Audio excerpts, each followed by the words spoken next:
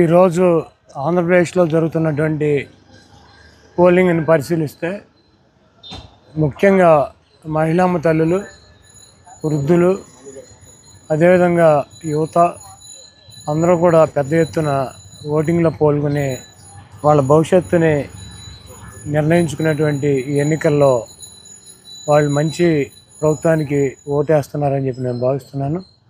మేము గతం నుంచి కూడా చెప్తున్నాము, జగన్మోహన్ రెడ్డి గారు ఇచ్చినటువంటి అనేక సంక్షేమ కార్యక్రమాల ద్వారా ప్రతి పేదవాడు, ముఖ్యంగా మహిళల్లో బెనిఫిషరీస్ పెద్ద ఎత్తున ఉన్నారు. వారు జగన్మోహన్ రెడ్డి గారి ప్రభుత్వం కనుక అధికారంలోకి వస్తే వాళ్ళ పిల్లల భవిష్యత్తు బాగుంటుంది. వాళ్ళ పిల్లల చదువులు కావచ్చు, లేకపోతే వాళ్ళకి ఆరోగ్య సమస్యలు వచ్చినా పేదవారిని పట్టించుకునేటువంటి ప్రభుత్వం, వాళ్ళకి ఇళ్ళు నిర్మించి ఇచ్చినటువంటి ఈ ప్రభుత్వాన్ని, జగన్మోహన్ రెడ్డి గారిని ఆశీర్వదించడానికి ఇంత పెద్ద ఎత్తున మహిళమ్మ తల్లులు బూతులకి వచ్చేంత ఎండలో కూడా ఈ 3:30 సమయం వస్తుంది. 60% పోలింగ్ ఇక్కడ గుడివాడలో కంప్లీట్ అయింది. అదేవిధంగా రాష్ట్ర వ్యాప్తంగా కూడా ఇదే పెద్ద ఎత్తున ఓటింగ్ జరుగుతుంది.